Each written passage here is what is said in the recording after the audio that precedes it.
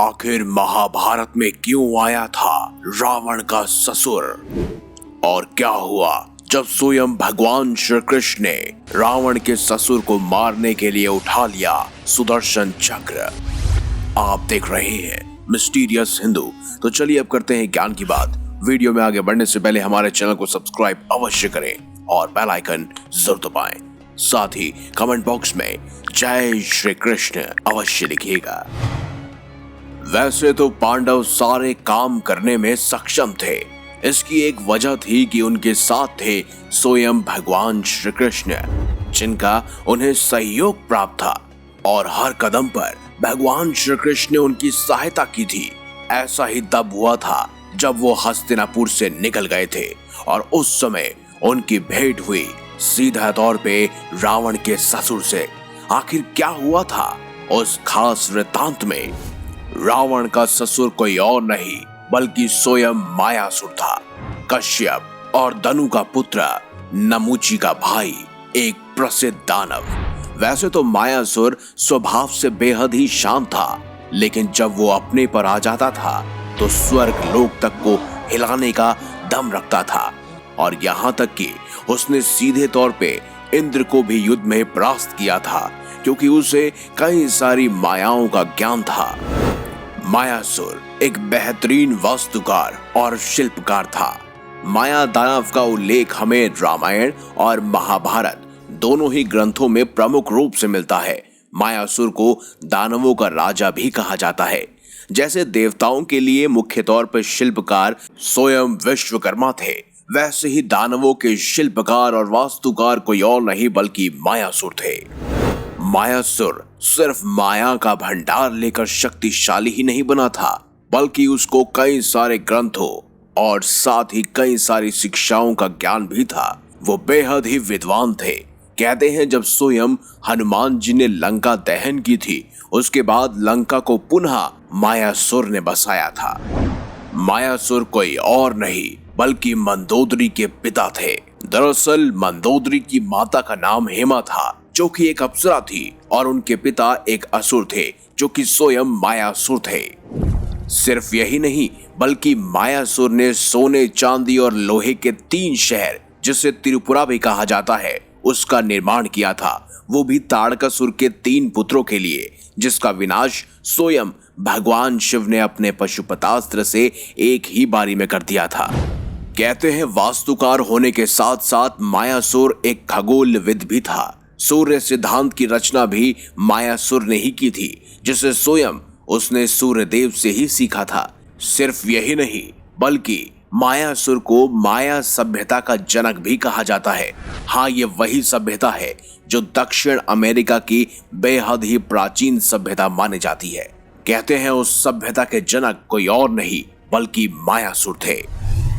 अब सवाल उठता है कि आखिर मायासुर महाभारत में क्यों आए थे? तो इसका वर्णन हमें महाभारत के आदि पर्व और सभा पर्व में मिलता है। दरअसल ये बात उस समय की है जब धृतराष्ट्र ने पारिवारिक कलह को शांत करने के लिए पांडवों को रहने के लिए खांडव वन दे दिया, जिससे कौरवों और पांडवों के बीच शांति बनी रहे। 5 पांडवों ने भी शांति से बात मान ली और खांडव वन में रहने चले गए। लेकिन तब वो वन रहने लायक नहीं था। किसी जमाने में वहां नगर हुआ करता था, लेकिन जब पांडव वहां पहुंचे तो वो सिर्फ और सिर्फ एक बीहड़ जंगल था, जहां जंगली पेड़ों के सिवा कुछ और नहीं था। अब ऐसे में पांडवों के सामने ये चुनौती थी कि वो कैसे उस वन को रहने लायक बनाए। इस चुनौती को पार करने के लिए श्री कृष्ण ने उनकी मदद की और कहा कि इस भूमि को एक नगर में बदलना होगा। इसके लिए पहले जंगल को साफ करना होगा। अर्जुन और श्री कृष्ण ने अपने अस्त्र शस्त्र से उस जंगल में आग लगा दी। थोड़ी ही देर में वो वन आग की लपटों से धधक उठा। उसी वन में मायासुर नामक एक दानव भी रहता था, और उसी बीच मायासुर को जब भगवान श्री कृष्ण के बारे में पता चला तो वह उनसे सीधे तौर पर युद्ध करने चला आया। ऐसे में भगवान श्री कृष्ण ने मात्र अपने सुदर्शन चक्र की सहायता से मायासुर का लगभग वध ही कर दिया था। लेकिन तभी मायासुर किसी और के नहीं बल्कि अर्जुन की शरण में चला गया और उसके चरण पकड़ लिए। अर्जुन के कहने पर माधव ने मायासुर को छोड़ दिया और उसकी जान बच गई। इसके बाद उस वन को नगर बनाने के लिए श्री कृष्ण ने महान शिल्पकार विश्वकर्मा जी का आह्वान किया। तब विश्वकर्मा जी ने उन्हें बताया कि प्रभु, इस खांडव वन में मायासुर ने पहले से ही एक नगर बसाया था, लेकिन आज ये खंडर हो चुका है। अब दोबारा आपको नगर बसाने के लिए मायासुर की ही मदद लेनी होगी, क्योंकि यहाँ के चप्पे चप्पे को सिर्फ और सिर्फ एक कुशल शिल्पकार ही जानता है, वो कोई और नहीं बल्कि मायासुर ही है। ऐसे में श्री कृष्ण और अर्जुन ने जब मायासुर से इस बारे में बात की तो वह तुरंत मान गए। उसने उस खंडर को पांडवों के लिए एक सुंदर नगरी में बदल दिया, जिसे इंद्रप्रस्थ के नाम से जाना गया। कहते हैं उस नगरी में बेहद ही अलग एक स्वर्ण तेज था, जो इंद्रदेव के स्वर्ग की तरह ही थी, इसीलिए इसका नाम इंद्रप्रस्थ पड़ा। इसकी सुंदरता के चर्चे इतने ज्यादा थे कि कौरवों को इस बात से जलन होने लगी, क्योंकि ये नगरी मायासुर ने बनाई थी। इसीलिए यहाँ कई ऐसी चीजें थी जिसे देखकर कोई भी धोखा खा सकता था।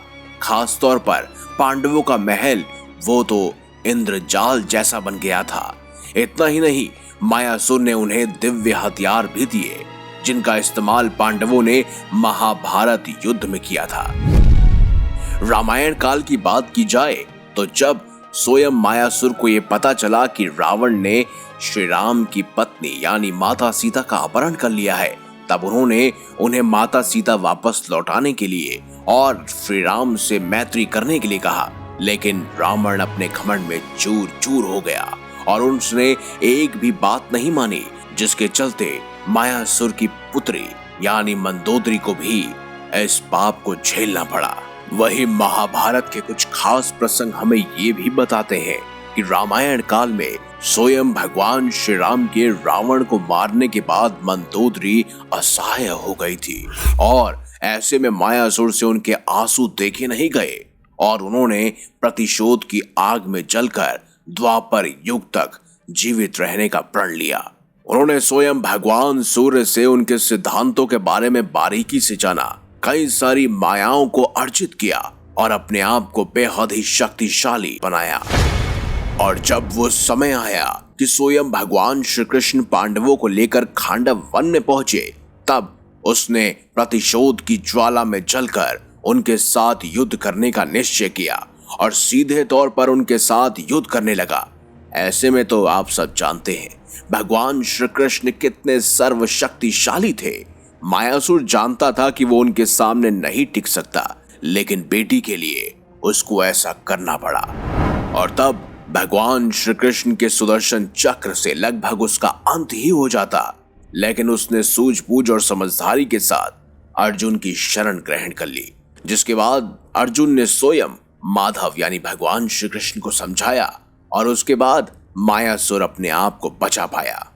उसके आगे का वृतांत तो आप सब जानते ही हैं और इस विषय में हम हमेशा वीडियोस लेकर आते ही रहते हैं, लेकिन आज का सिर्फ और सिर्फ मुख्य मकसद यही था, आपको सूचित करना, महाभारत के आदि पर्व और सभा पर्व के उन खास अध्यायों से उन वृत्तांतों को लेकर आना, ताकि आप भी जान पाए कि रामायण काल में जन्मे रावण के स्वयं ससुर यानी मायासुर महाभारत में भी मौजूद थे। इस पर आपके क्या विचार है कमेंट बॉक्स में हमें जरूर बताएं। वीडियो अगर आपको अच्छी लगी तो लाइक करें, हमारे चैनल को सब्सक्राइब करें और ज्यादा से ज्यादा शेयर भी करें।